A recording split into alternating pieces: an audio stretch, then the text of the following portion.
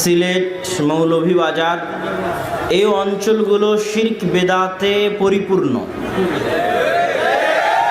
কবর, মাজার, পীর পূজা ইত্যাদি বিভিন্ন ধরনের শিরকে সমাজ আচ্ছন্ন।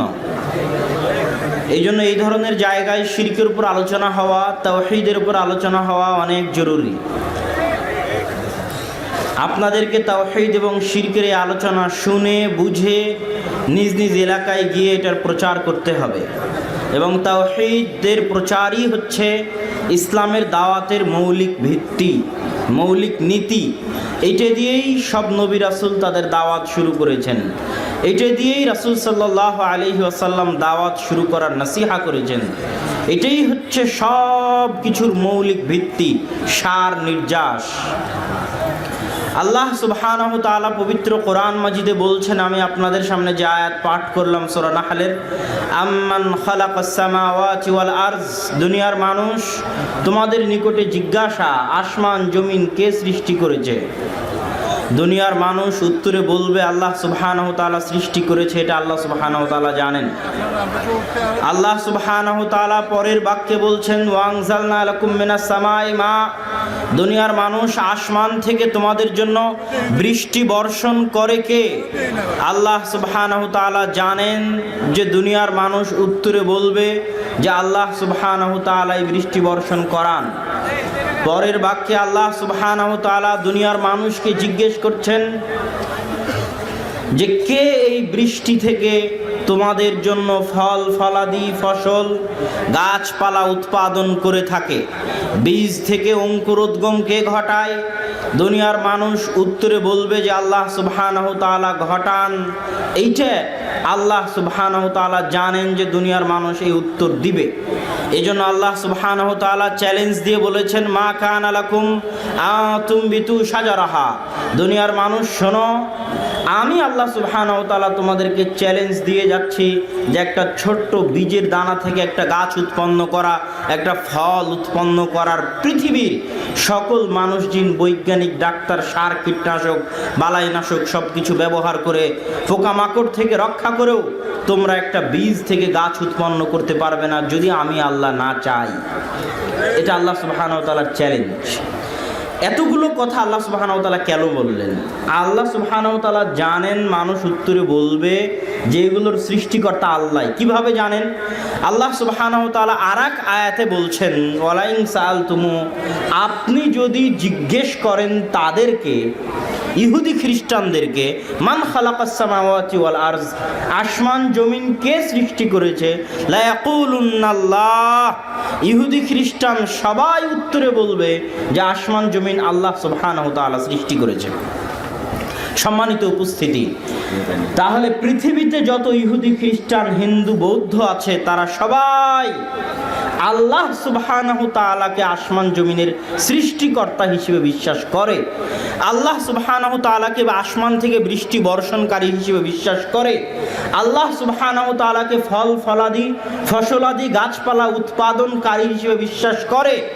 তারপরেও আল্লাহ সুবহানাহু তাআলা আয়াত শেষ করতেছেন এই জিজ্ঞাসা দিয়ে, আ ইলাহুম মা'আল্লাহ, বলো দুনিয়ার মানুষ, যদি আমি আসমান জমিনের সৃষ্টিকর্তা হয়ে থাকি, যদি আমি আসমান থেকে বৃষ্টি বর্ষণকারী হয়ে থাকি, যদি আমি গাছপালা বাগানরাজি উৎপাদনকারী হয়ে থাকি, তাহলে আমি ব্যতীত অন্য কি কেউ ইলাহ হতে পারে?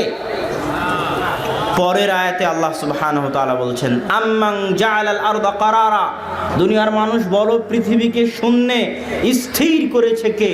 পৃথিবীর চারিদিকে ঘুরে দেখবেন পৃথিবী শূন্যে স্থির। পৃথিবীর সাথে কোনো রশি ঝুলানো নাই, আসমানের সাথে কোনো পিলার, কোনো খুঁটি নাই আসমানের সাথে, শূন্যে এই পৃথিবীকে স্থির করেছে কে? আল্লাহ জানেন। মানুষ বলবে, ইহুদি হোক, খ্রিস্টান হোক, বৌদ্ধ হোক, বলবে আল্লাহ পৃথিবীকে শূন্যে স্থির করেছে। ওয়াজআলা খিলালাহা আনহারা, এই পৃথিবীর বুক চিরে নদী নালা প্রবাহিত করেছে কে? এটা আল্লাহর জিজ্ঞাসা। মানুষ উত্তরে বলবে পৃথিবীর বুক চিরে নদী নালা আপনি প্রবাহিত করেছেন। তারপরে আল্লাহ সুবহানাহু তাআলা জিজ্ঞাসা করতেছেন, ওয়াজআলা লাহা রাওয়াসিয়া, এই পৃথিবীর বুকে পেরেক স্বরূপ, খুঁটি স্বরূপ তার স্থিরতা, তার ভারসাম্যতাকে রক্ষা করার জন্য পেরেক স্বরূপ, খুঁটি স্বরূপ হিমালয় পাহাড়ের মতো বড় বড় পর্বতরাজি এই পৃথিবীর মধ্যে স্থাপন করেছে কে? আল্লাহ জানেন। মানুষ বলবে আল্লাহ সুবহানাহু ওয়া তাআলা স্থাপন করেছেন। তারপরে আল্লাহ বলছেন ওয়াজআলা বাইনাল বাহরাইনি হাজিজা। দুনিয়ার মানুষ দুই সমুদ্রের মাঝে, দুই নদীর মাঝে, নদী ও সমুদ্রের পানির মাঝে একটা লোনা পানি আর একটা মিষ্টি পানি, দুই সমুদ্র দুই নদীর পানির মাঝে, সমুদ্র আর নদীর পানির মাঝে আর সৃষ্টি করেছে কে? একটা আর একটার পাশাপাশি আছে, তবুও একটা আর একটার সাথে মিলে যায় না। আল্লাহ জানেন। দুনিয়ার মানুষ উত্তরে বলবে আর সৃষ্টি করেছেন আল্লাহ সুবহানাহু ওয়া তাআলা। এতগুলো কথা বলার পর আবার আগের আয়াতে আল্লাহ যে জিজ্ঞাসা করেছিলেন ওই জিজ্ঞাসা আবার এই আয়াতেই করতেছেন, আ ইলাহুম মাআল্লাহ। দুনিয়ার মানুষ, পৃথিবীকে স্থিরকারী সত্তা যদি আমি হই, পৃথিবীর বুকে নদী নালা প্রবাহিতকারী সত্তা যদি আমি হই, পৃথিবীর বুকে পাহাড় স্বরূপ পেরেক স্থাপনকারী যদি আমি হই, পৃথিবীর বুকে নদী সমুদ্রের মাঝে আর স্থাপনকারী যদি আমি হই, আ ইলাহুম মাআল্লাহ, আমি ব্যতীত কি কোনো ইলাহ থাকতে পারে? এটা আল্লাহ সুবহানাহু ওয়া তাআলার জিজ্ঞাসা, উত্তর মানুষ দিবে। সম্মানিত উপস্থিতি, এই দুই আয়াত দিয়ে আমি যেটা বুঝাতে চাচ্ছি, এই দুই আয়াতের মধ্যেই আরও 2-3 আয়াত আল্লাহ সুবহানাহু ওয়া তাআলা এরপরে বলেছেন। একই জিজ্ঞাসা দিয়ে আল্লাহ আয়াত শেষ করেছেন, তো আমি দুটো আয়াতই তার মধ্যে পাঠ করলাম। এই দুই আয়াত দিয়ে আমি যেটা বুঝাতে চাচ্ছি, এই দুই আয়াতই আজকের উপস্থিত জনতার জন্য, সারা পৃথিবীর মানুষের জন্য তাওহীদ বুঝার জন্য যথেষ্ট, যে তাওহীদ কি জিনিস। আল্লাহ সুবহানাহু ওয়া তাআলা এই দুই আয়াতে স্পষ্ট ঘোষণা করে দিলেন। আল্লাহ সুবহানাহু ওয়া তাআলার এই দুই আয়াতের স্পষ্ট ঘোষণা হচ্ছে আল্লাহকে আসমান জমিনের সৃষ্টিকারী হিসেবে বিশ্বাস করা, আল্লাহকে ইলাহ হিসেবে বিশ্বাস করা নয়। আল্লাহ সুবহানাহু ওয়া তাআলাকে রিজিক দাতা হিসেবে বিশ্বাস করা, আল্লাহ সুবহানাহু ওয়া তাআলাকে ইলাহ হিসেবে বিশ্বাস করা নয়। আল্লাহ সুবহানাহু ওয়া তাআলাকে আসমান থেকে বৃষ্টি বর্ষণকারী হিসেবে বিশ্বাস করা, আল্লাহ সুবহানাহু ওয়া তাআলাকে ইলাহ হিসেবে বিশ্বাস করা নয়। আল্লাহ সুবহানাহু ওয়া তাআলাকে ফলাদি গাছপালা উৎপন্নকারী হিসেবে বিশ্বাস করা, আল্লাহ সুবহানাহু ওয়া তাআলাকে ইলাহ হিসেবে বিশ্বাস করা নয়। আল্লাহ সুবহানাহু ওয়া তাআলাকে পৃথিবী স্থিরকারী হিসেবে বিশ্বাস করা, আল্লাহ সুবহানাহু ওয়া তাআলাকে ইলাহ হিসেবে বিশ্বাস করা নয়। আল্লাহ সুবহানাহু ওয়া তাআলাকে পৃথিবীর বুকে পেরেক স্বরূপ পাহাড় স্থাপনকারী হিসেবে বিশ্বাস করা, আল্লাহ সুবহানাহু ওয়া তাআলাকে ইলাহ হিসেবে বিশ্বাস করা নয়। আল্লাহ সুবহানাহু ওয়া তাআলাকে পৃথিবীর বুকে নদী নালা প্রবাহিতকারী হিসেবে বিশ্বাস করা, আল্লাহ সুবহানাহু ওয়া তাআলাকে ইলাহ হিসেবে বিশ্বাস করা নয়। এটা আল্লাহ ঘোষণা করে দিলেন। কিভাবে? আল্লাহ জানেন পৃথিবীর সব মানুষ আল্লাহকে আসমান জমিনের সৃষ্টিকর্তা হিসেবে বিশ্বাস করে, ইলাহ হিসেবে বিশ্বাস খুব কম মানুষই করে। এই জন্য বলছেন আ ইলাহুম মাআল্লাহ, শোনো, যারা আমাকে আসমান জমিনের সৃষ্টিকর্তা বিশ্বাস করো, তারা আমাকে ইলাহ হিসেবে বিশ্বাস করো না কেন? এটা আল্লাহর জিজ্ঞাসা। সম্মানিত উপস্থিতি, আবু জাহাল, আবু তলেব, আবু লাহাব আল্লাহকে আসমান জমিনের সৃষ্টিকর্তা হিসেবে বিশ্বাস করত। আবু জাহাল, আবু তলেব, আবু লাহাব আল্লাহ সুবহানাহু ওয়া তাআলাকে আসমান থেকে বৃষ্টি বর্ষণকারী হিসেবে বিশ্বাস করত। আবু জাহাল, আবু তলেব, আবু লাহাব আল্লাহ সুবহানাহু ওয়া তাআলাকে পৃথিবীর বুকে নদী নালা প্রবাহিতকারী হিসেবে বিশ্বাস করত। আল্লাহ সুবহানাহু ওয়া তাআলাকে পৃথিবীর বুকে পেরেক স্থাপনকারী হিসেবে বিশ্বাস করত। আল্লাহ সুবহানাহু ওয়া তাআলাকে ফলাদি গাছপালা উৎপন্নকারী হিসেবে বিশ্বাস করত। তাহলে আল্লাহর রাসূল কেন আবু জাহাল, আবু লাহাব, আবু তলেবের বিরুদ্ধে যুদ্ধ করতে গেলেন? আবু জাহাল, আবু তলেব, আবু লাহাব আমার আপনার চাইতেও অনেক ক্ষেত্রে ভালো ছিল। আজকের যারা মুশরিক, আজকের যারা তাওহীদ বোঝে না, তাদের চাইতে অনেক অনেক তাদের বুঝ শক্তি ভালো ছিল। তারা আল্লাহ সুবহানাহু ওয়া তাআলার উপর বিশ্বাস স্থাপন করত। তার বহু অগণিত অসংখ্য দলিল আছে। আব্দুল মুত্তালিব তার ছেলের নাম রেখেছে আব্দুল্লাহ। আল্লাহ যদি বিশ্বাস না করবে তো আব্দুল্লাহ নাম রাখবে কেন? আব্দুল মুত্তালিব তার ছেলের নাম কি রেখেছে? আব্দুল্লাহ। আল্লাহর উপর যদি বিশ্বাস না থাকে তো আব্দুল্লাহ নাম কেন রাখবে? আব্দুল মুত্তালিব কাবা ঘর ছেড়ে চলে গেছে। আলাম তারা কাইফা ফাআলা রাব্বুকা বিআসহাবিল ফিল, আব্রাহার হাতির বাহিনী যখন এসেছে তখন আব্দুল মুত্তালিব কাবা ঘর ছেড়ে চলে গেছে। কার ওসিলায় কাবা ঘর রেখে গেছে? আল্লাহর কাছে কাবা ঘর সুপর্দ করে রেখে গেছে। ইতিহাস সাক্ষী। আপনি মনে করছেন আপনি হজ করে অনেক বড় হাজি হয়ে গেছেন। আবু জাহাল হাজি ছিল, হাজি আবু জাহাল, হাজি আবু তলেব, হাজি আবু লাহাব, তারা হজ করত। কাবা ঘর তারা নির্মাণ করেছে। আজকে যেই অবস্থায় কাবা ঘর আছে, এই অবস্থায় কাবা ঘর নির্মাণ মক্কার কাফের কুরাইশদের করা। হাতেমের যে জায়গায় মাজা পর্যন্ত প্রাচীর দিয়ে সামনে গোল করে ঘিরা আছে, ভিতরে মানুষ ঢুকতে পারে কাবা ঘরের সম্মুখ পানে, ওই জায়গা কাবা ঘরের অন্তর্ভুক্ত করে ইব্রাহিম আলাইহিস সালাতু ওয়াস সালাম তৈরি করেছিলেন। কিন্তু যখন আবু জাহাল, আবু তলেব, আবু লাহাব, মক্কার কাফের কুরাইশরা কাবা ঘর বানাতে গেছে, তখন হারাম টাকা দিয়ে কাবা ঘর বানাবে না, কার কত হালাল ইনকাম আছে জমা করো।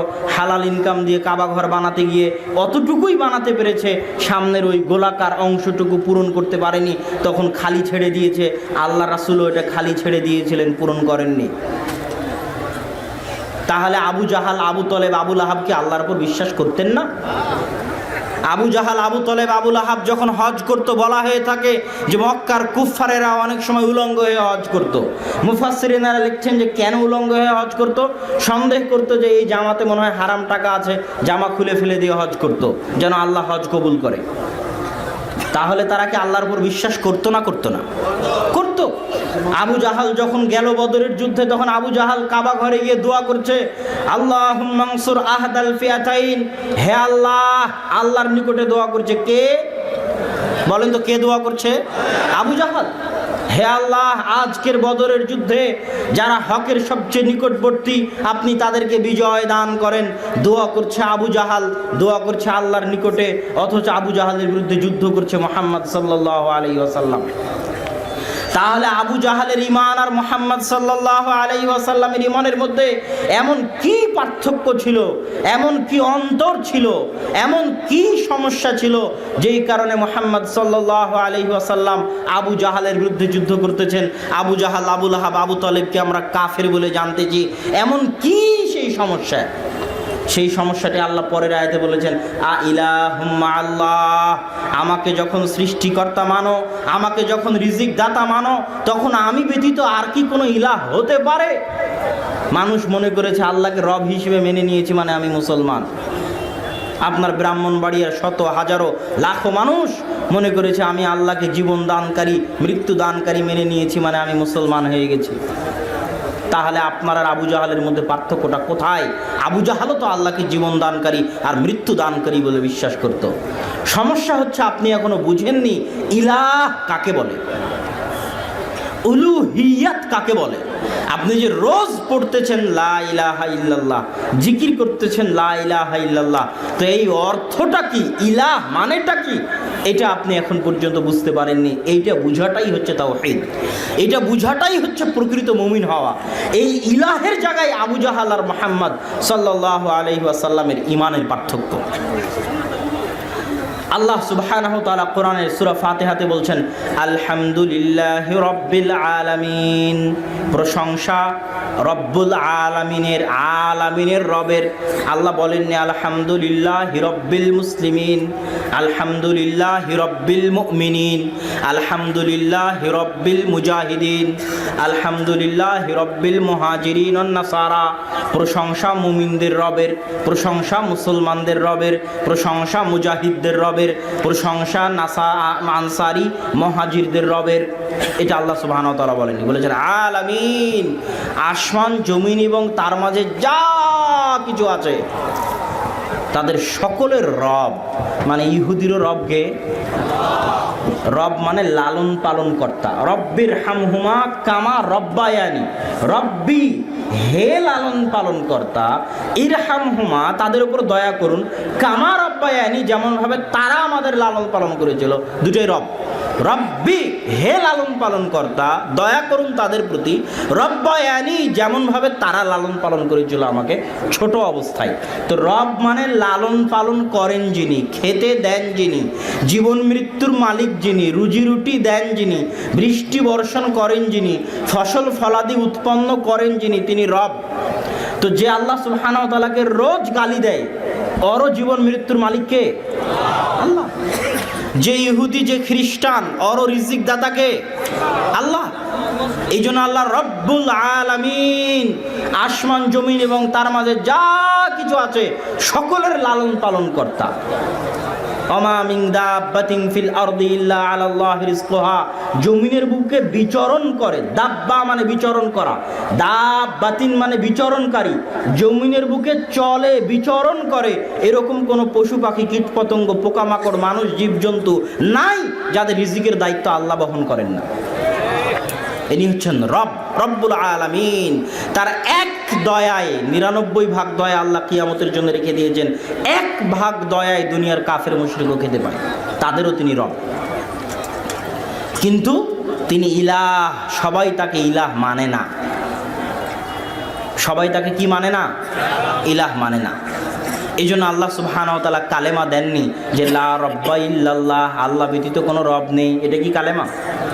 এটা কালেমা নয়। আল্লাহ সুবহানাহু ওয়া তাআলা কালেমা দিয়েছেন লা ইলাহা ইল্লাল্লাহ। লা রব্বা ইল্লাল্লাহ কেন বলেননি? যে যুগেই গেছেন সবাই তো আল্লাহকে রব হিসেবে মানে।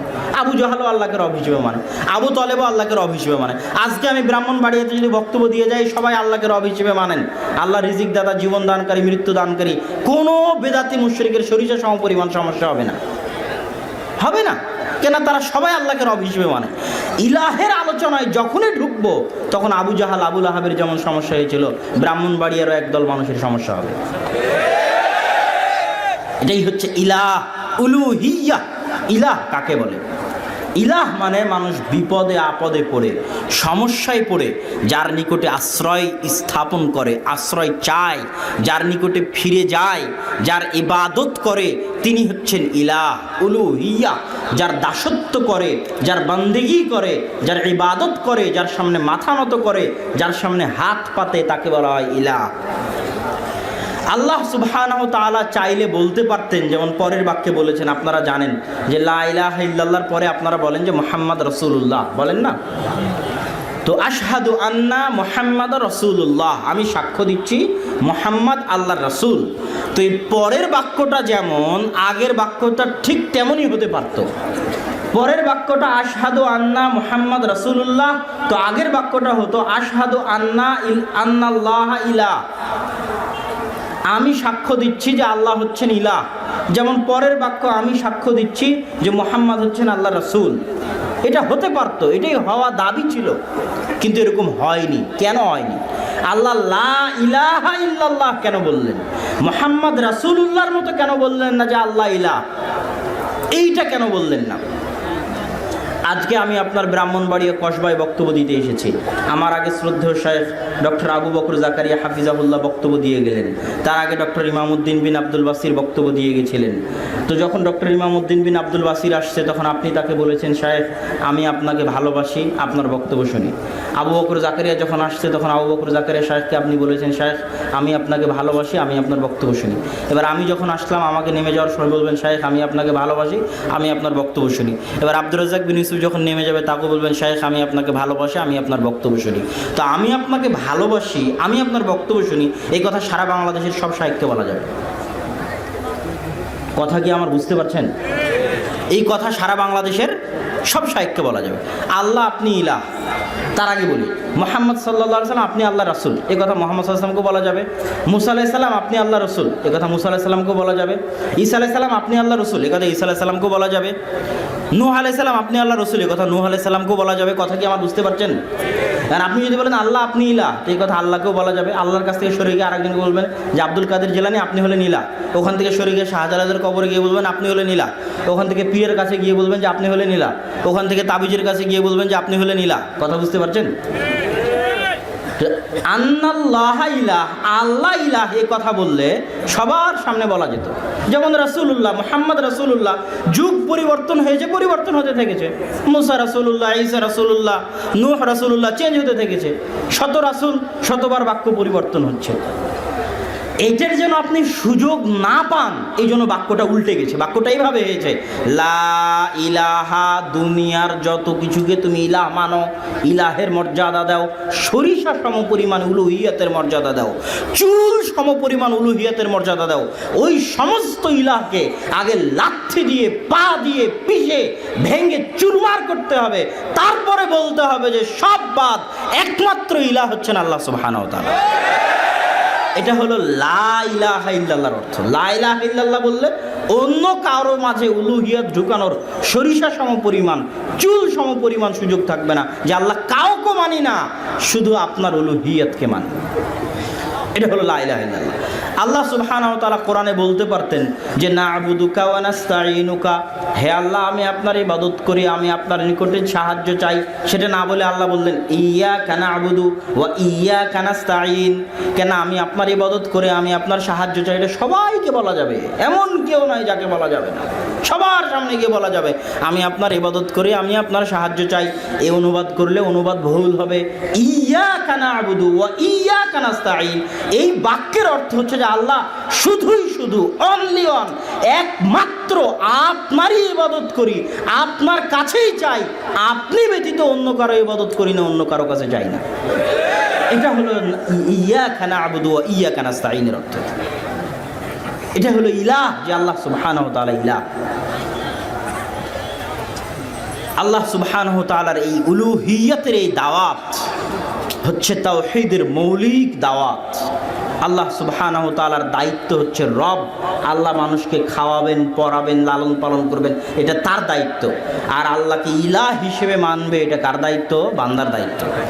ওয়ামা খালাকতুল জিন্না ওয়াল ইনসা ইল্লা লিয়াবুদুন, আমি জিন আর মানুষকে সৃষ্টি করেছি আমার দাসত্ব করার জন্য।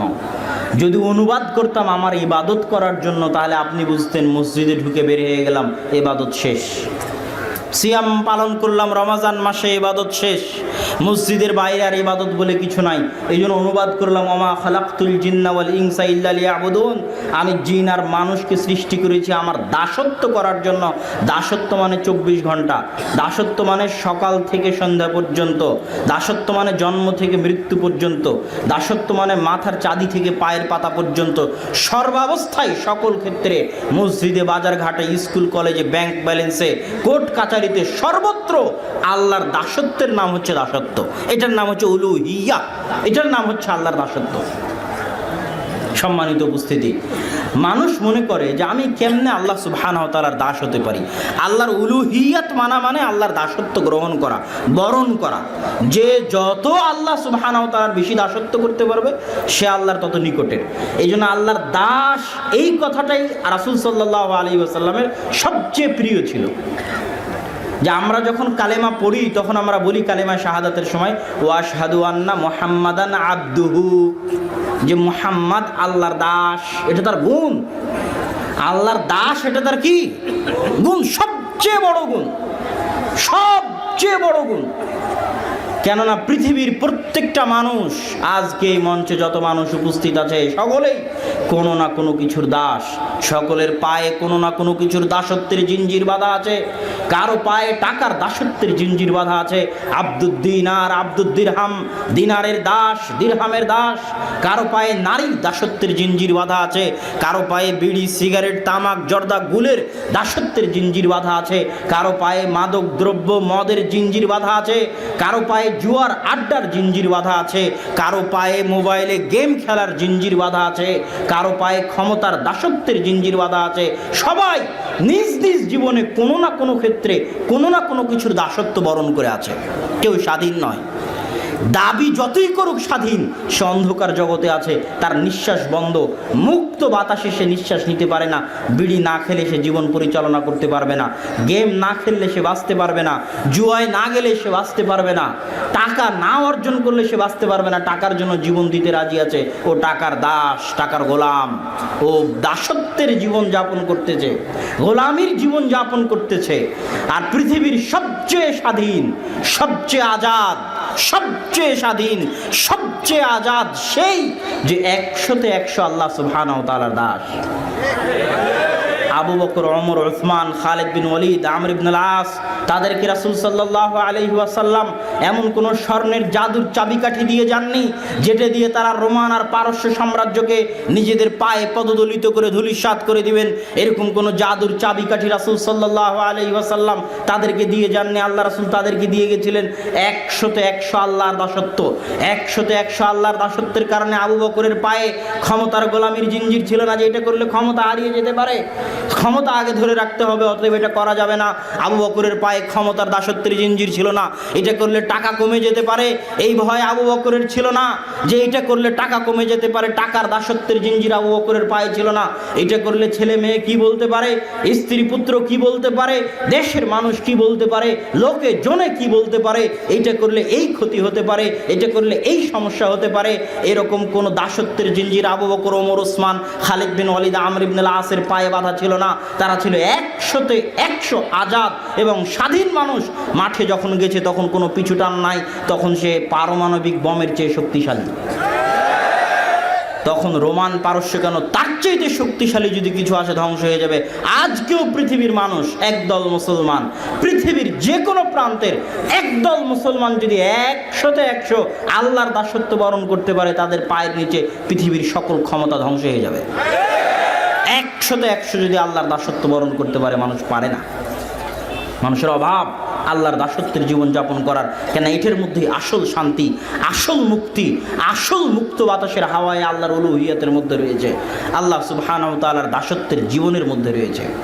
সম্মানিত উপস্থিতি, আমরা আলোচনা করছিলাম তাওহীদের, রব এবং ইলাহের পার্থক্যের। রব এবং ইলাহের পার্থক্য বলতে গিয়ে আমি পণ্ডিত জওহরলাল নেহরুর একটা বক্তব্য উল্লেখ করে থাকি, যে পণ্ডিত জওহরলাল নেহরু যখন কংগ্রেস আর মুসলিম লীগ যখন ভাগ ভাগ, আলাদা পাকিস্তান, লড়কে লেঙ্গে পাকিস্তান, ছিনকে লেঙ্গে পাকিস্তান, যেখানে মুসলমান বেশি সেখানে পাকিস্তান বানাবো, আর যেখানে মুসলমান নাই সেটা হিন্দুস্তান হয়ে থেকে যাবে, এইরকম যখন পরিকল্পনা হলো, তখন পণ্ডিত জওহরলাল নেহরু অখণ্ড ভারতের দাবি নিয়ে বলেছিলেন যে মুঝে হিন্দু মুসলমান में कोई फ़र्क नज़र नहीं आता, हिंदू मिट्टी के ऊपर रखकर पूजते हैं और मुसलमान मिट्टी के नीचे रखकर पूजते हैं। আমি পণ্ডিত জওহরলাল নেহরু হিন্দু মুসলমানের মধ্যে কোনো পার্থক্য দেখতে পাই না। হিন্দু মুসলমানের মধ্যে পার্থক্য এতটুকুই যে হিন্দুরা মাটির উপর মূর্তি বানিয়ে পূজা করে, আর মুসলমানেরা মাটির নিচে শুয়ে থাকা বাবার পূজা করে। এতটুকুই পার্থক্য। হিন্দু যায় দুর্গার পূজা করতে, আর মুসলমান যায় দরগার পূজা করতে। এতটুকুই পার্থক্য। এই জায়গাতেই হচ্ছে রব আর ইলাহের পার্থক্য। তথা এরা সবাই ওই হিন্দু আর এই মুসলমান, যেই হিন্দু দুর্গার পূজা করে আর যেই মুসলমান দরগায় যায়, যেই হিন্দু একটা মূর্তি উপরে বানিয়ে পূজা করে আর যেই মুসলমান মাটির নিচে শুয়ে থাকা, সেই দুই মুসলমান আর হিন্দু সবাই আল্লাহকে রব হিসেবে বিশ্বাস করে, ইলাহ হিসেবে কেউ বিশ্বাস করে না। এরা লা ইলাহা ইল্লাল্লাহ এটার দাবিতে মিথ্যুক। তারা লা ইলাহা ইল্লাল্লাহ এই দাবিতে কি মিথ্যুক। এই জন্য আল্লাহ সুবহানাহু ওয়া তাআলা কোরআন মাজিদে ঘোষণা দিয়ে দিয়েছেন যে পৃথিবীর অধিকাংশ মানুষ ঈমান আনার পরেও মুশরিক, ঈমান আনার পরেও মুশরিক। তো ইলাহে যখনই শিরক কি জিনিস, আল্লাহর উলুহিয়াতে, আল্লাহর দাসত্বে যখন সরিষা সমপরিমাণ অংশীদার আপনি কাউকে দিবেন, শেয়ার দিবেন, ভাগ দিবেন, চুল সমপরিমাণ, তখন আপনি শিরিক করলেন। শিরিক মানে হচ্ছে ভাগ দেওয়া। বলে না শরিক আনার ব্যবসা, অমুক আমার শরিক, এই জায়গার থেকে শিরিক শব্দটা এসেছে। শেয়ার করা, ভাগ করা মানে শিরিক। আপনি আল্লাহর উলুহিয়াতে সরিষা সমপরিমাণ, চুল সমপরিমাণ অন্য কাউকে ভাগ দিলেন মানে শিরিক করলেন। এটা কেমন অপরাধ? আপনি আপনার স্ত্রীকে খাওয়ান, পরান, বাড়ি গাড়ি দিয়েছেন, ব্যাংক ব্যালেন্স দিয়েছেন। আপনার স্ত্রীর ক্ষেত্রে আপনি হচ্ছেন তার লালন পালন কর্তা। সে আপনার খায় কিন্তু ভালোবাসে আর একজনকে। এটা যেমন অন্যায়, অত্যাচার, জুলুম। সে যেমন তার স্বামীতে শরিক স্থাপন করেছে, শিরিক করেছে, সেটা যদি সরিষা সমপরিমাণ হয়ে থাকে, চুল সমপরিমাণ হয়ে থাকে, তাহলে সেটা অত্যাচার। তো আপনাকে খাওয়ায় পড়ায় কে? আল্লাহ সুবহানাহু ওয়া তাআলা। জমিনে চলেন কার? আসমান কার? ওই যে আল্লাহ জিজ্ঞেস করে নিল না, কোরআনের যে আয়াত দিয়ে আলোচনা শুরু করে নিয়েছিলাম, ওগুলো তো আল্লাহ আপনাকে জিজ্ঞেস করে নিল যে জমিনের মালিক কে? আল্লাহ। আসমানের মালিক কে? আল্লাহ। বৃষ্টি বর্ষণ করে কে? আল্লাহ। ফসল ফলাদি উৎপাদন করে কে? আল্লাহ। জমিনকে শূন্য স্থির করেছে কে? আল্লাহ। তাহলে শাহজালালের মাজারে সিজদা দিস কেন? এটা হলো আল্লাহর প্রশ্ন। সিজদা তাহলে কোথায় দিবি? আল্লাহর দরবারে সিজদা দিবি। তাহলে তাবিজ গায়ে লাগাস কেন? এটা আল্লাহ জিজ্ঞাসা। সৃষ্টিকর্তা যদি আল্লাহ হয়, রিজিক দাতা যদি আল্লাহ হয়, তো আরোগ্য দানকারী কে? আল্লাহ সুবহানাহু ওয়া তাআলা। তাহলে তুই হাতের রাশি পরীক্ষা করিস কেন? আল্লাহ সুবহানাহু ওয়া তাআলা যদি রিজিক দাতা হয়, সৃষ্টিকর্তা হয়, তো ভবিষ্যতের জ্ঞান একমাত্র তিনিই জানেন, দুনিয়ার কেউ জানে না। তাহলে যখনই তুই হাত দিয়ে হাতের রাশি পরীক্ষা করেছিস, পত্রিকায় পড়েছিস হাতের রাশি, তখন তোর উলুহিয়াত কেটে গেছে, শিরক ঢুকে গেছে। পৃথিবীর যে কোনো স্থান, কাল, পাত্র, সময়, ব্যক্তি, গাছ, পাথর, নদী, নালা, যে কোনো কিছুকে মানুষ যদি স্বাভাবিকের চাইতে একটু ব্যতিক্রম করে দেখে, শিরকের মধ্যে পড়ে যাবে। যে কোনো সময় মানে আজকের দিন সোমবার, শুভ দিন, হিন্দুদের বিবাহ হয় শুভকাল দেখকার, শুভ সময় দেখে হিন্দুদের বিবাহ হয়।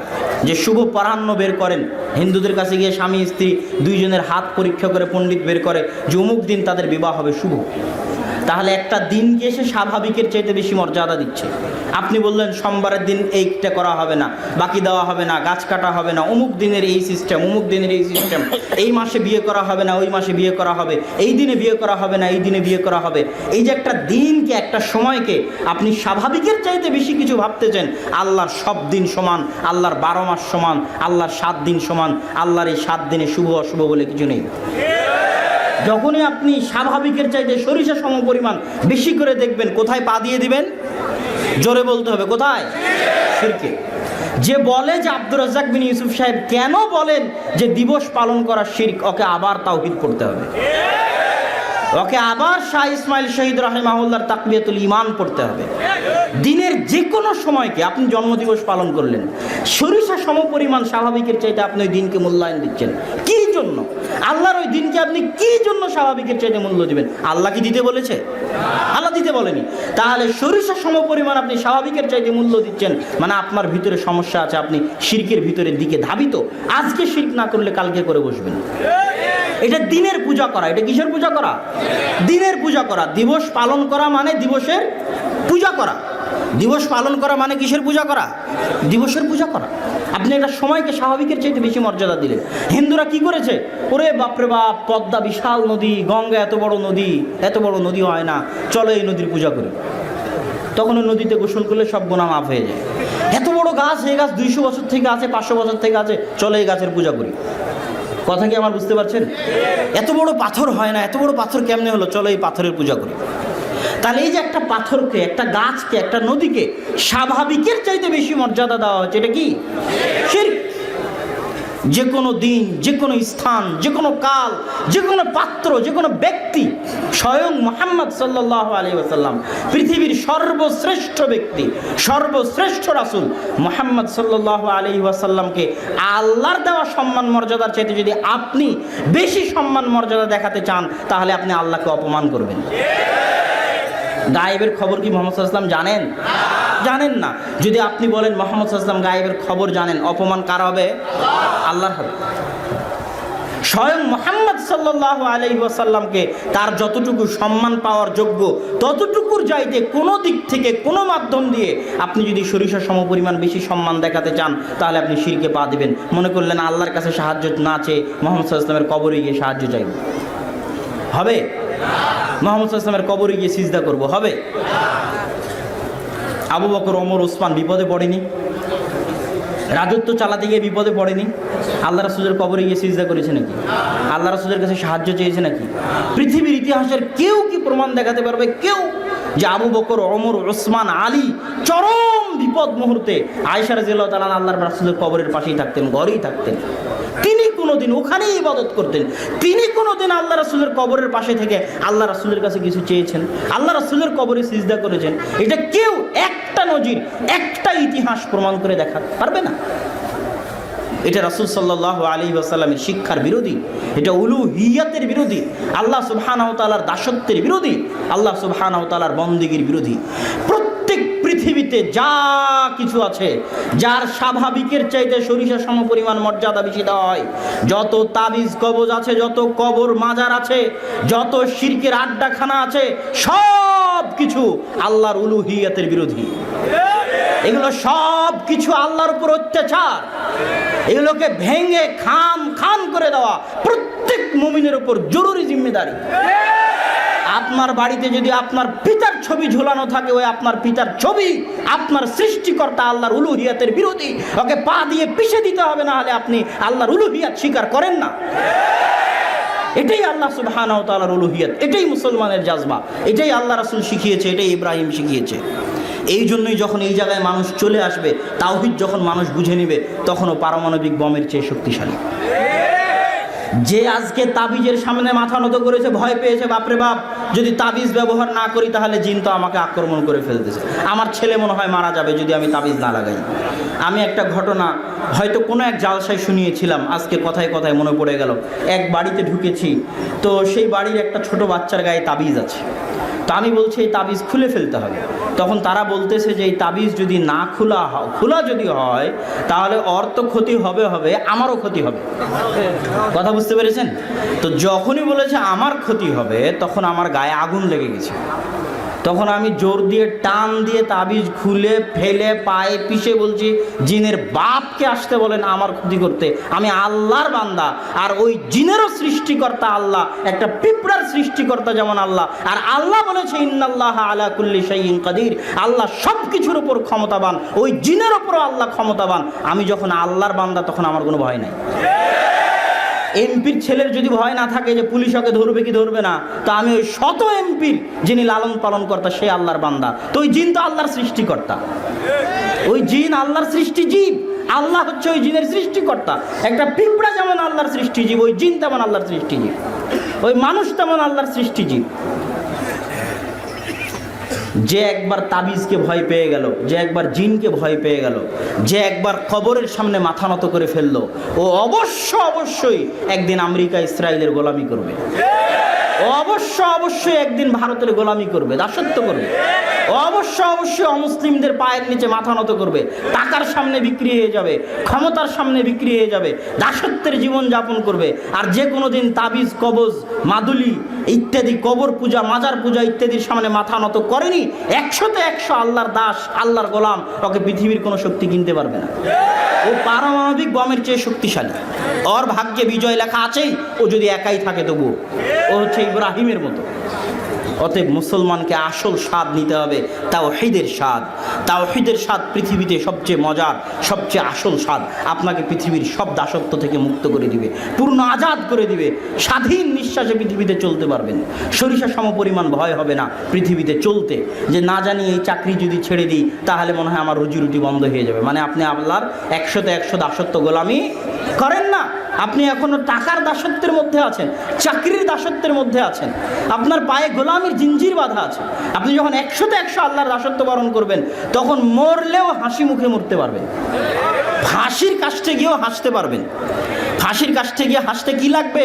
100তে 100 আল্লাহর দাসত্ব লাগবে, আল্লাহর সাথে মুমিন অবস্থায় সাক্ষাতের আনন্দ লাগবে, আল্লাহর দরবারে তার উলুহিয়তে 100তে 100 বিশ্বাস করে আল্লাহর দরবারে যাওয়ার যে আনন্দ, ওই আনন্দের অনুভূতি লাগবে। তখন ফাঁসির দরবারে থাকলেও মুখে হাসি থাকবে। এটাই উলুহিয়তের পাওয়ার, এটাই আল্লাহ সুবহানাহু ওয়া তাআলার দাসত্ব, একত্ববাদের পাওয়ার, এটাই ইসলামের মৌলিক জিনিস। আর এই তাওহীদের এত ফজিলত, এত ফজিলত, এত ফজিলত, এত ফজিলত, যে দলিল পরে দিচ্ছে, আগে শুনেন, যে একদিনও আল্লাহ সুবহানাহু ওয়া তাআলার জন্য সালাত, সিয়াম, হজ, যাকাত কিছুই আদায় করে না, ও ওর চেয়ে ভালো যে শাহজালালের মাজারে সিজদা দেয়। কথা কি আমার বুঝতে পেরেছেন?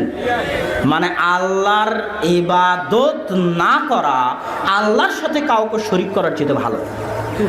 কোনো কিছুরই ইবাদত করলেন না, এমনি থাকলেন দুনিয়াতে, কোনো কিছুর সামনে মাথা নত করলেন না, এমনি দুনিয়া থেকে চলে গেলেন, আল্লাহর সামনে মাথা নত করলেন না, ও ভালো ওর চাইতে যে আল্লাহ ব্যতীত অন্য কারোর সামনে মাথা নত করেছে। এই জন্য আল্লাহ সুবহানাহু ওয়া তাআলা বলেছেন, ইন্নাল্লাহা লা ইয়াগফিরু আন ইউশরাকা বিহি ওয়া ইয়াগফিরু মা দুনা যালিকা লিমান ইয়াশা। সব গুনাহ আল্লাহ ক্ষমা করে দিবেন। ইয়া বানি আদম লাউ আতাইতুমুনি, যদি কিয়ামতের মাঠে আমার সামনে আসো, বিকুরাবিল আরদি খাতায়া, আসমান জমিন ভর্তি গুনাহ নিয়ে, আর ওই গুনাহের মধ্যে যদি শিরক না থাকে, তাহলে আমি আল্লাহ আসমান জমিন ভর্তি ক্ষমা নিয়ে উপস্থিত হয়ে যাব। আল্লাহ তার উলুহিয়তকে এত ভালোবাসেন, আল্লাহ শিরক বিহীনতাকে এত ভালোবাসেন। রাসূল সাল্লাল্লাহু আলাইহি ওয়াসাল্লাম ঘোষণা দিয়ে দিলেন, শোনো, 70,000 মানুষ বিনা হিসাবে জান্নাতে চলে যাবে, হিসাবই হবে না। ওই 70,000-এর যে বৈশিষ্ট্য আল্লাহ রাসূল দিয়েছেন, যে লা ইয়াতাতায়্যারুন লা ইয়ারতাকুন, তারা রুকিয়া করে না, কুলক্ষণে বিশ্বাস করে না, লা ইয়াস্তারকুন, কারো কাছে চায় না করে, এই যে বৈশিষ্ট্যগুলো দিয়েছেন, এগুলো হচ্ছে যারা এক 100 আল্লাহর গোলাম, আল্লাহর দাসত্ব, পৃথিবীর সরিষা সম পরিমাণ, চুল পরিমাণ আশঙ্কা ভীতি তাদের অন্তরে জায়গা করতে পারেনি, এই ধরনের 100 তাওহীদে বিশ্বাসী যারা, এরাই বিনা হিসেবে জান্নাতে যাবে। 100 সরিষা সম পরিমাণ এদিক ওদিক নাই। এইরকম তাওহীদে যারা বিশ্বাসী, পূর্ণাঙ্গ তাওহীদে যারা বিশ্বাসী, তাওহীদুল উলুহিয়াতে, তারা বিনা হিসাবে জান্নাতে চলে যাবে, এই ঘোষণা আল্লাহ রাসূলের দেওয়া। এরকম মানুষ খুব অল্প, খুব কম সংখ্যক। দুনিয়ার সব মানুষের মনেই কোনো না কোনো কিছুর দাসত্ব আছে, জিঞ্জির আছে, গোলামি আছে, এই জন্য বিনা হিসেবে যেতে পারবে না। তবে তারাই যেতে পারবে যারা 100 পরিপূর্ণ তাওহীদে বিশ্বাসী। সম্মানিত উপস্থিতি, তাওহীদের এত ফজিলত, তাওহীদের এত ফজিলত যে আল্লাহ সুবহানাহু ওয়া তাআলা কিয়ামতের মাঠে একজনকে ডাকবেন, আলা রুউসিল খালায়েক, সব সৃষ্টিজীবের সামনে একজনকে ডাকবেন, ডেকে বলবেন যে তোমার এই পড়ো, তোমার আমলনামা। তখন সে তার আমলনামা পড়বে। আল্লাহ সুবহানাহু ওয়া তাআলা তাকে জিজ্ঞাসা করবেন যে এগুলো কি তুমি করেছো, তুমি কি অস্বীকার করবে? অস্বীকারও করবে না। কোনো অজুহাত আছে? কোনো অজুহাতও নাই। অস্বীকারও করবে না, কোনো অজুহাতও নাই যে আল্লাহ এই কারণে করেছিলাম, এই সমস্যায় করেছিলাম, কোনো অজুহাতও নাই। তখন আল্লাহ সুবহানাহু ওয়া তাআলা একটা বিতাকা বের করতে বলবেন। ওই বেতাকা এক পাল্লায় রাখা হবে, তার সব গুনাহ আর এক পাল্লায় রাখা হবে। ওই বেতাকা, ওই কাঠের পাল্লা ভারী হয়ে যাবে, সব গুনাহের পাল্লা হালকা হয়ে যাবে। তখন ওই বেতাকা খুলে দেখা হবে, সেটাতে আছে কালিমা লা ইলাহা ইল্লাল্লাহ, আল্লাহর 100 উলুহিয়া। যারা আল্লাহ সুবহানাহু ওয়া তাআলার শানে কোনোদিন শিরক করেনি, যারা আল্লাহ সুবহানাহু ওয়া তাআলার শানে কোনোদিন কাউকে শরীক স্থাপন করেনি, তারা, তাদের যদি গুনাহ থাকেও আল্লাহ সুবহানাহু ওয়া তাআলা তাদের গুনাহ ক্ষমা করে দিবেন। অতএব আসুন আমরা উলুহিয়াতের এই মজা, উলুহিয়াতের এই স্বাদ গ্রহণ করে তাওহীদকে বুঝি। আলোচনার শেষের দিকে চলে এসেছি। তাওহীদুল আসমাই ওয়াস সিফাত, আল্লাহ সুবহানাহু ওয়া তাআলার নাম ও গুণাবলী, তৃতীয় প্রকার তাওহীদ। আল্লাহকে চিনতে হলে আল্লাহর নাম ও গুণাবলী জানতে হবে। আল্লাহর নাম ও গুণাবলীর মাধ্যমে আপনি আল্লাহকে চিনতে পারবেন। আল্লাহর নাম ও গুণাবলীর ফজিলত এত বেশি, এত বেশি যে কেউ যদি 3 বার কুল হুয়াল্লাহু আহাদ পড়ে, এই সূরা পড়ে, সে যেন কোরআন, পরিপূর্ণ কোরআন একবার পাঠ করার সমান নেকি পাবে। সূরা ইখলাসে কি আছে? কিছুই নাই। আল্লাহর নাম ও গুণাবলী ছাড়া কুল হুয়াল্লাহু আহাদ, বলো আল্লাহ এক, আল্লাহুস সামাদ, আল্লাহ অমুখাপেক্ষী, আল্লাহ কারো কোনো কিছুর মুখাপেক্ষী নন। লাম ইয়ালিদ ওয়া লাম ইউলাদ, আল্লাহ কাউকে জন্ম দেননি, আল্লাহকে কেউ জন্ম দেয়নি। ওয়া লাম ইয়াকুল লাহু কুফুয়ান আহাদ, তিনি কারো মতো নন, তার মতো কেউ নয়। এই যে 4-5টা শর্ত, আপনি কারো যদি ইবাদত করতে যান, কারো সামনে নত হতে যান, কারো কাছে কিছু চাইতে যান, এই 4টা শর্ত আপনাকে পূরণ করতে হবে। ওই যে ইউটিউব, ফেসবুকে পীর বাবা, অলি বাবা অ্যাড দিচ্ছে যে মালয়েশিয়া চলে যাবেন, আমেরিকার টিকিট পেয়ে যাবেন, কামরূপ কামাখ্যা থেকে প্রশিক্ষণ নিয়ে এসেছে, কোন জঙ্গল, কোন জিনের কাছ থেকে প্রশিক্ষণ নিয়ে এসেছে, আপনার স্বামী স্ত্রীর মধ্যে ভালোবাসা তৈরি করে দিবে, আপনার লটারি জিতিয়ে দিবে, আপনাকে বিদেশে পাঠিয়ে দিবে। এদের চেম্বার আছে যমুনা ফিউচার পার্কে পর্যন্ত। যমুনা ফিউচার পার্কের মতো জায়গায় এদের চেম্বার আছে। আর আধুনিক যুগের মানুষ, বিজ্ঞানে বিশ্বাস করে মানুষ, এই মানুষজন তাদের কাছে গিয়ে টাকা দিচ্ছে, তাদের ফি আছে, তাদের মাধ্যম দিয়ে তার সব তদবির করিয়ে নিচ্ছে। বাবার তদবিরে সব কিছু সম্ভব। তো বাবা কি পেশাব পায়খানা না করে থাকতে পারবে? বাবা কি না খেয়ে থাকতে পারবে? বাবা কি না ঘুমিয়ে জীবিত থাকতে পারবে? বাবা কি কোনোদিন মারা যাবে না? লা ইলাহা ইল্লা হুয়াল হাইয়ুল কাইয়ুম, আল্লাহু লা ইলাহা ইল্লা হুয়াল হাইয়ুল কাইয়ুম, আল্লাহ সেই সত্তা যিনি চিরঞ্জীব, চিরস্থায়ী, কোনোদিন মারা যাবেন না। লা তাখুযুহু সিনাতুন ওয়ালা নাওম, তাকে কোনোদিন ক্লান্ত স্পর্শ করে না, তন্দ্রা স্পর্শ করে না। আল্লাহুস সামাদ, তিনি অমুখাপেক্ষী, তিনি ঘুমের মুখাপেক্ষী নন, তিনি পেশাব পায়খানার মুখাপেক্ষী নন, তিনি খাওয়ার মুখাপেক্ষী নন। তোমার এই বাবা কি পেশাব পায়খানা না করে থাকতে পারবে? না খেয়ে থাকতে পারবে? তো যে পেশাব পায়খানা না করে থাকতে পারবে না, না খেয়ে থাকতে পারবে না, চিরঞ্জীব, চিরস্থায়ী নয়, সে তোমার সরিষা সমপরিমাণ উপকার করতে পারবে না। বক্তব্যের শেষের দিকে চলে এসেছি। পৃথিবীর সব ধর্মের ব্যবসা চলে, পৃথিবীর সব ধর্মের ব্যবসা চলে মানুষকে এই ভয় দেখিয়ে যে তুমি অনেক বড় গুনাহগার, তুমি এত বড় গুনাহগার হয়ে আল্লাহর কাছে চাইবে কেমনে? তোমার জন্য ভায়া লাগবে, লিঙ্ক লাগবে, ওয়াস্তা লাগবে, মাধ্যম লাগবে, পীর বাবার মাধ্যম লাগবে, যাতে পীর বাবা তোমাকে জাহাজে করে কিয়ামতের মাঠে পার করিয়ে দিতে পারে। হিন্দুদের ঠাকুরের কাছে যান, আর খ্রিস্টানদের পাদ্রির কাছে যান, আর ইহুদিদের সিনাগগে যান, ইহুদিদের রাব্বির কাছে যান, সবার একই বক্তব্য, আপনি একা একা নিজে নিজে আল্লাহর কাছে কিছু চাইতে পারবেন না, এই ক্ষমতা আপনার নেই। এই জায়গাতে সব বিজনেসের গোড়া। আর ইসলাম এটাই ভাঙতে এসেছে। ইসলামের সাফ কথা, আপনি আল্লাহর বান্দা, আর আল্লাহ আপনার সৃষ্টিকর্তা, আপনার সাথে আল্লাহর যোগাযোগ ডাইরেক্ট। যত বড় গুনাহগার হন, যত বড়, আপনি কি ওর চাইতে বড় গুনাহগার যে 99 জন মানুষকে হত্যা করে, 100 জন মানুষকে হত্যা করে যাচ্ছে, আল্লাহর কাছে ক্ষমা নিবে চায়? এখনো ক্ষমা চায়ও নি। এখনো ক্ষমা কি চেয়েছে? ও তো ক্ষমা চায়ও নি। 99 জন মানুষকে হত্যা করে এক আলেমের কাছে গেছে, বলছে ক্ষমা চাই, বলছে ক্ষমার কোনো রাস্তা নাই, ওকে হত্যা করে দিয়েছে। একজন বলেছে অমুক গ্রামে গেলে ক্ষমা পাওয়া যাবে, সেই গ্রামে যাচ্ছে, রাস্তার মধ্যে মৃত্যু চলে এসেছে, এখনো ক্ষমা চায়নি। আল্লাহর কাছে ক্ষমা চায়নি এমন একটা বান্দা যে মাত্র ইচ্ছা পোষণ করেছিল ক্ষমা চাইবে, তাকে ক্ষমা করার জন্য আল্লাহ জমিনকে বললেন, জমিন এই দিকে হয়ে যাও, ওই দিকে হয়ে যাও। ফেরেশতাদের বললেন, যেই জমিনের দিকে, যেই গ্রামের দিকে যাচ্ছিল ওটা যদি কাছে হয় তাহলে তাকে ক্ষমা করে দাও। আল্লাহর কাছে যে ক্ষমা চায়নি তাকে ক্ষমা করার জন্য আল্লাহ কৌশল অবলম্বন করলেন। ক্ষমার ইচ্ছা পোষণ করেছিল মাত্র। আপনি যত বড় গুনাহগার হন না কেন, যত বড় গুনাহগার হন না কেন, আল্লাহ আপনার ওই পীরের চাইতে, ওই বাবার চাইতে শতগুণ লক্ষ গুণ আল্লাহ আপনাকে ভালোবাসে। ওরকম হাজারো লাখো কোটি পীর জানা করতে পারবে, আল্লাহ সুবহানাহু ওয়া তাআলা একাই তার চেয়ে বেশি করতে পারবে। আর আল্লাহ সুবহানাহু ওয়া তাআলা যদি না চান ওই হাজার পীর একত্রিত হলেও কিছু করতে পারবে না। আল্লাহুম্মা লা মানি লিমা আতাইতা ওয়া লা মু'তি লিমা মানাতা। হে আল্লাহ, আপনি যদি কাউকে কিছু দিতে চান, পৃথিবীর কেউ কিছু ওটা দিতে বাধা দিতে পারবে না। আর আপনি যদি কাউকে কিছু দিতে না চান, আর সারা পৃথিবী মিলে যদি দিতে চায় তো দিতে পারবে না। তিনি হচ্ছেন আল্লাহ সুবহানাহু ওয়া তাআলা। আল্লাহর কাছে আপনি চাইবেন ডাইরেক্ট, কোনো পীরের রাস্তা লাগবে না, কোনো হুজুর, কোনো বাবার রাস্তা লাগবে না। এরা সব ব্যবসা করে, ব্যবসার জন্য এই মাধ্যম টিকিয়ে রেখেছে।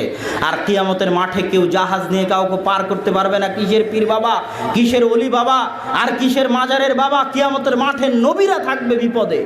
আদম আলাইহিস সালাতু ওয়াস সালাম আল্লাহর সাথে কথা বলার সাহস করবেন না। মুমিনরা গিয়ে আদম আলাইহিস সালাতু ওয়াস সালামকে বলবে, যান আল্লাহর সাথে কথা বলেন।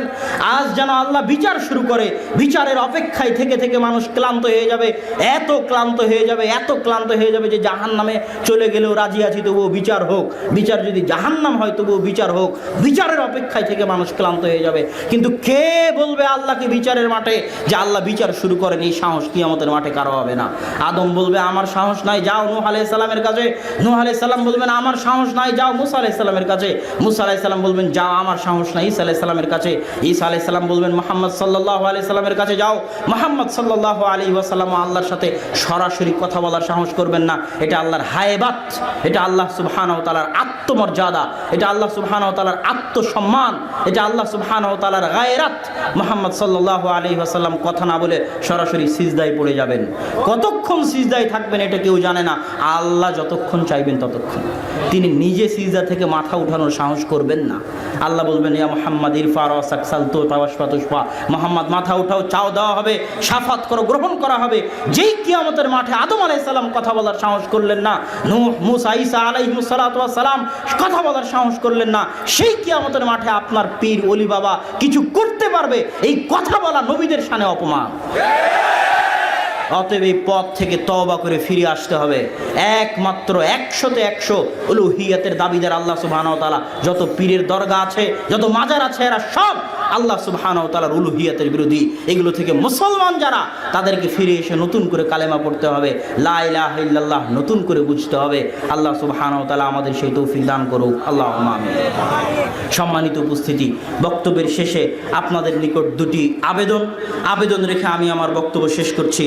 একটা আবেদন হচ্ছে, যারা ব্রাহ্মণবাড়িয়ার মতো জায়গায় পবিত্র কোরআন এবং সহিহ হাদিসের দাওয়াত দিয়ে যাচ্ছেন, সেটা কসবা তাওহীদ ফাউন্ডেশনের অধীনে হোক অথবা আরও দিনী ভাই যারা কোরআন সুন্নাহ ফাউন্ডেশন, আমাদের জেদ্দার সাইদ ভাই সহ আরও যারা আছেন কোরআন সুন্নাহ ফাউন্ডেশনের অধীনে দাওয়াতি কাজ করছেন, আমি সকলকে, সেটা যে ফাউন্ডেশনের অধীনেই হোক, যারাই দাওয়াতি কাজে জড়িত আছেন, আজকের কসবা তাওহীদ ফাউন্ডেশনও এই বিশাল সম্মেলনের আয়োজন করেছে, সকলকে বলবো আপনারা মসজিদ ভিত্তিক ইসলামের এই দাওয়াতকে প্রচার করুন। তাওহীদের এই দাওয়াতের প্রচারে এগিয়ে যান ইখলাসের সাথে। যদি ইখলাস না থাকে আপনার দাওয়াত টিকবে না, দাওয়াত হারিয়ে যাবে। যদি আপনার পিছনে টাকার লোভ থাকে, নেতৃত্বের লোভ থাকে, ক্ষমতার লোভ থাকে, সম্মানের লোভ থাকে, কমিটির ভয় থাকে, নেতা নেত্রীর ভয় থাকে, আপনি দাওয়াতের মাঠে টিকতে পারবেন না। আপনার দাওয়াত সাময়িক মানুষকে আনন্দ দিতে পারে, সাময়িক মানুষের কাছে জনপ্রিয় হয়ে যেতে পারে, কিন্তু স্থায়ী কোনো কার্যকর বলে গণ্য হবে না। আপনার দাওয়াত তখনই স্থায়ী হবে যখন আপনি ইখলাসের সাথে দাওয়াত দিবেন। আর দাওয়াত দিতে গিয়ে সবচেয়ে যেটা বেশি মাথায় রাখতে হবে সেটা হচ্ছে, কাউকে আঘাত দিয়ে কথা বলা যাবে না। আঘাত দিয়ে কথা বললে দাওয়াতের পরিবেশ নষ্ট হয়ে যায়। আঘাত দিয়ে কথা বলা যাবে না। আল্লাহ রাসূল সাল্লাল্লাহু আলাইহি ওয়াসাল্লাম চাইলে হিরাক্লিয়াসকে বলতে পারতেন, হিরাক্লিয়াস, হে কাফের হিরাক্লিয়াস, তুমি ইসলাম গ্রহণ করো। আল্লাহ রাসূল এটা বলেননি। আল্লাহ রাসূল বলেছেন, আযীম আর রোম, হে রোমের মহান সম্রাট, তোমাকে ইসলাম গ্রহণের দাওয়াত দিচ্ছি। তাকে মহান সম্রাট বলে আল্লাহ রাসূল ক্ষমা দেখিয়ে তার সম্মান দেখিয়েছেন। মুসা আলাইহিস সালাতু ওয়াস সালামকে আল্লাহ বলেননি যে যাও ফেরাউনকে গিয়ে বলে, এই ফেরাউন, এই কাফের ফেরাউন, মুশরিক ফেরাউন, তুই যদি ইসলাম গ্রহণ না করিস এই করবো সেই করবো, ইসলাম গ্রহণ কর। তা না বলে আল্লাহ বলেছেন তুমি নরম ভাষায় ফেরাউনের সাথে কথা বলবে। অত বড় কাফের হওয়ার পরেও, অত বড় পাপিষ্ঠ হওয়ার পরেও আল্লাহ নরম ভাষায় কথা বলতে বলেছেন। তাই আপনারা যেহেতু ব্রাহ্মণবাড়িয়াতে আছেন, আশেপাশে যারা আছে, যতার যেই হোক না কেন, তাদের সাথে নরম ভাষায় আন্তরিকতার সাথে আপনাদেরকে দাওয়াতি কাজ করতে হবে, ইখলাসের সাথে দাওয়াতি কাজ করতে হবে।